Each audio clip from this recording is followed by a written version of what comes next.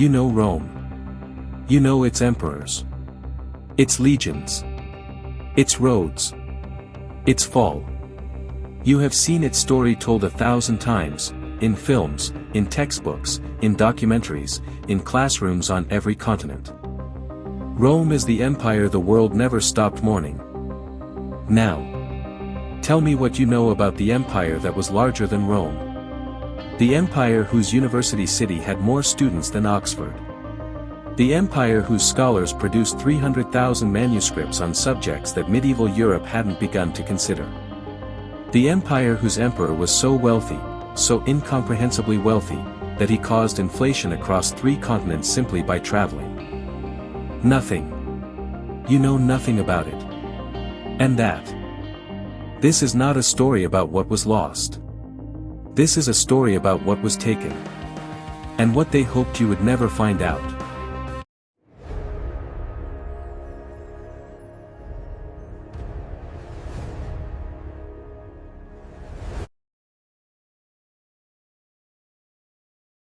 Let us do something that history classes never do. Let us put these 2 civilizations side by side. Not to diminish one, but to finally, honestly, see the other. At its absolute territorial peak, the Roman Empire controlled approximately 5 million square kilometers. It was, by the standards of its age, an almost incomprehensible achievement of military and administrative power. The Songhai Empire at its peak controlled approximately 1.4 million square kilometers. Smaller than Rome in raw territory, but here is what that number doesn't tell you. The Songhai Empire governed what may have been the most economically productive territory on Earth at that moment in history. It controlled the trans-Saharan gold trade, the financial bloodstream of the medieval world. It administered a professional civil service 1,000 years after Rome's version had collapsed into feudal chaos. It housed a university, Songhai in Timbuktu, that was actively producing scholarship in mathematics, astronomy, medicine, and jurisprudence at a time when European universities were still primarily teaching theology. By the 15th century, while Europe was still recovering from the Black Death, still mired in feudal warfare, still centuries away from the scientific revolution, West Africa had already built it. Not all of it. Not perfectly. But undeniably, remarkably, historically. It had built something extraordinary. 300,000 manuscripts. Not scrolls of mythology. Not religious hymns. Mathematics. Astronomy. Chemistry. Medicine. Law. Political philosophy. 300,000 documents of active, rigorous, sophisticated intellectual inquiry. Produced in a city that the Western historical tradition decided was not worth teaching. The question is not whether the Songhai Empire was remarkable. The evidence makes that unarguable.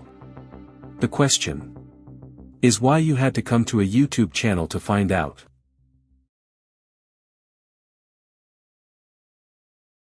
To understand what was lost, you have to first understand what existed.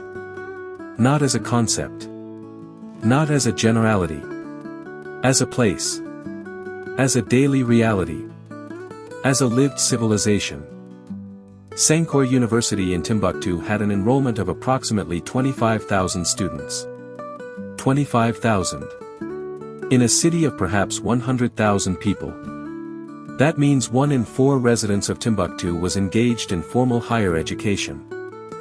Oxford University, founded in the 12th century, one of Europe's oldest, had, at its medieval peak, perhaps a few thousand students. Songhai was not a smaller version of a European university that happened to exist in Africa. Songhai was categorically larger, and by some measures, categorically more diverse in its intellectual scope. The subjects taught at Songhai included Quranic studies, yes, but also mathematics, astronomy, history, physics, philosophy, linguistics, and what we would today call international law. Timbuktu's scholars were not isolated. They corresponded with scholars in Cairo, in Fez, in Baghdad. They were part of a global intellectual network that the Western historical tradition has systematically failed to include in its account of human knowledge. And underneath all the scholarship, the engine that powered it. Gold. The Songhai Empire sat at the center of the most valuable trade network in the medieval world. Gold moved north across the Sahara to Morocco, to Egypt, to Europe. Salt moved south from the great Saharan mines, salt being, in this era, nearly as valuable as gold itself. Ivory, cola nuts, slaves moved in every direction. The empire didn't just participate in this trade. It controlled it.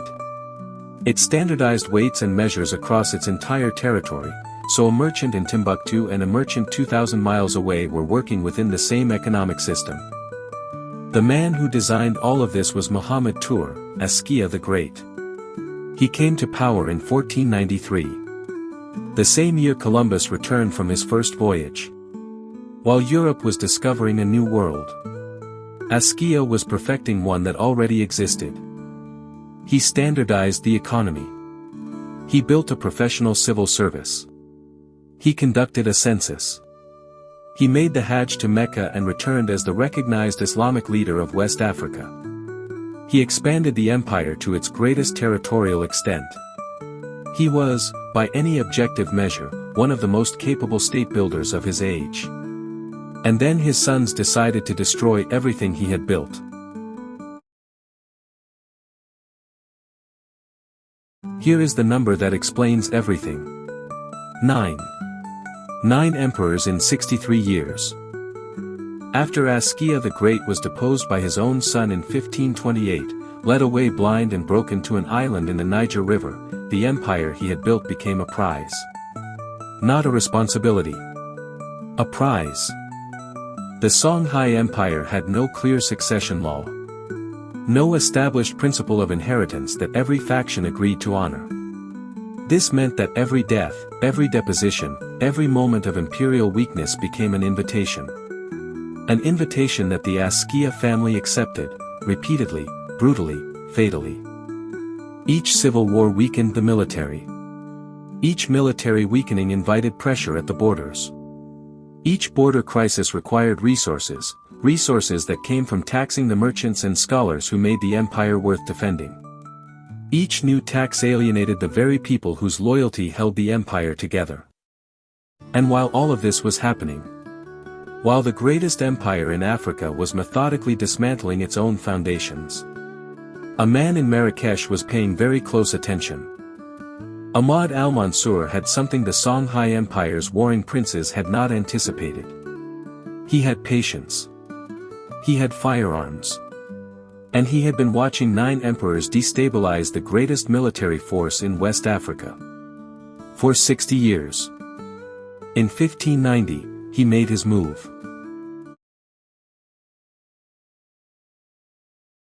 4,000 men. 1,500 miles of open Sahara. For months of marching through terrain that kills without warning, heat exhaustion, dehydration, sandstorms that swallow armies whole. Al-Mansur's generals told him it was madness. Every military calculation said the army would die in the desert long before it reached the Songhai. Al-Mansur sent them anyway. Because he understood something his generals didn't. The crossing was not the gamble. The Songhai Empire, fractured, exhausted from 60 years of civil war, was the certainty. The desert was only the price of entry.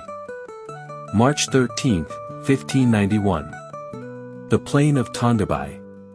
The Songhai Emperor Askia Ishak II assembled his forces, tens of thousands of cavalry, the finest horsemen in West Africa, warriors who had defended this empire for generations. On paper, it was not a battle. It was a reckoning. 10-1 in the Songhai's favor. And then the arquebus fired. The Songhai cavalry had never faced firearms deployed in coordinated volley fire. The sound, 4,000 arquebus firing in waves, was unlike anything they had encountered. The horses broke before the men did. And when the cavalry broke, the infantry had no anchor. The battle lasted approximately 2 hours.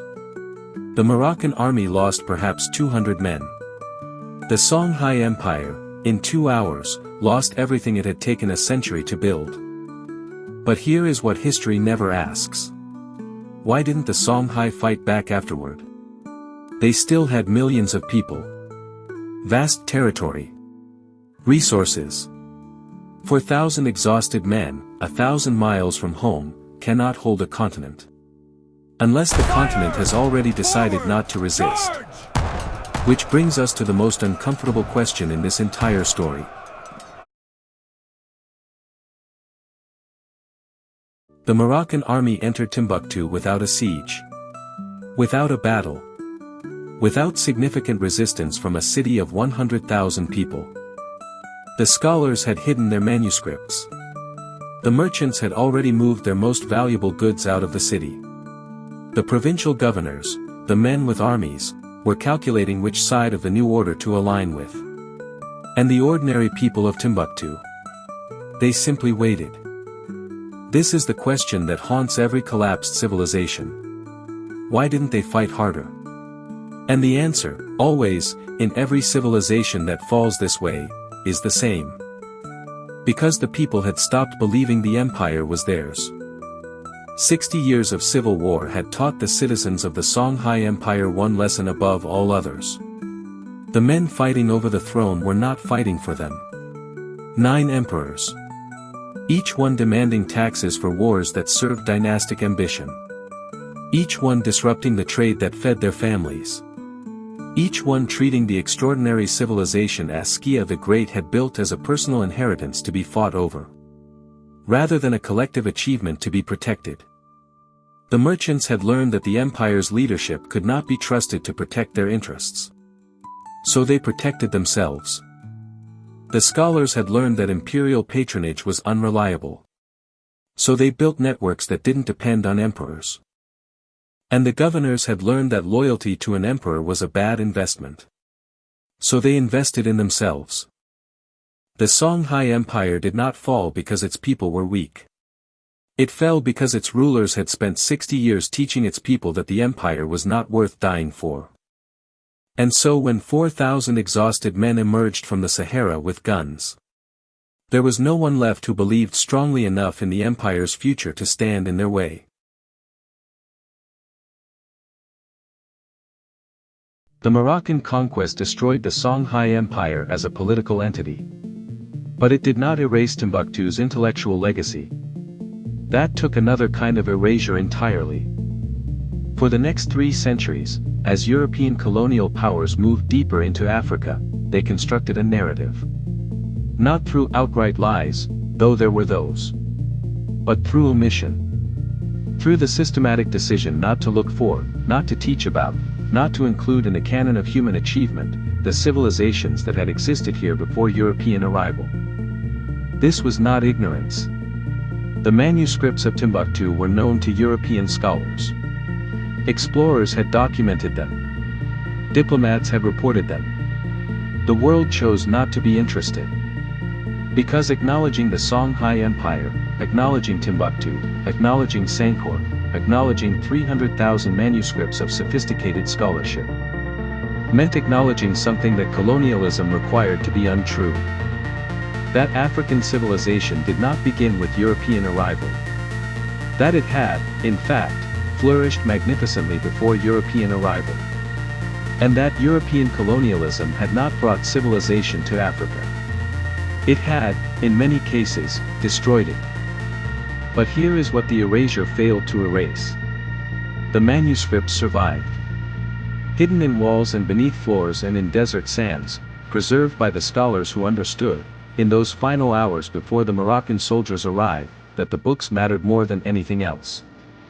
That knowledge, once written down carefully enough, is harder to destroy than empires. The Songhai Empire is not a footnote in human history. It is one of its greatest chapters. And we are only now, slowly, imperfectly, belatedly, beginning to read it.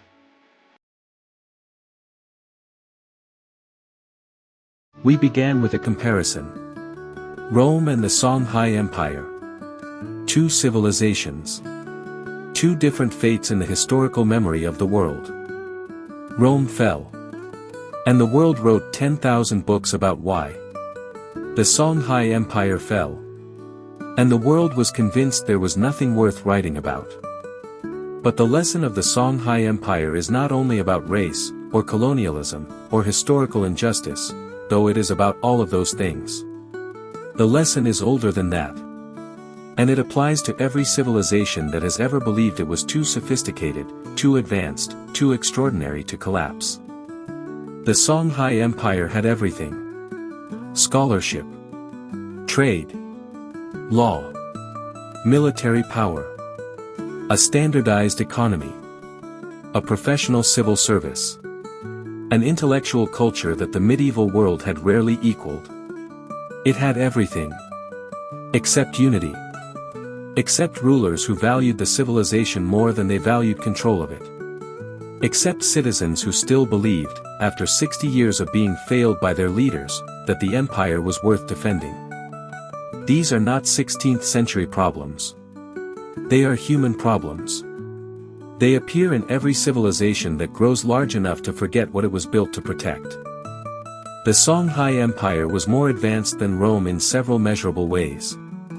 It was more sophisticated than its European contemporaries in several demonstrable ways. And it is more forgotten than almost any civilization of comparable achievement in the entire history of the world. That forgetting was not an accident. It was a choice.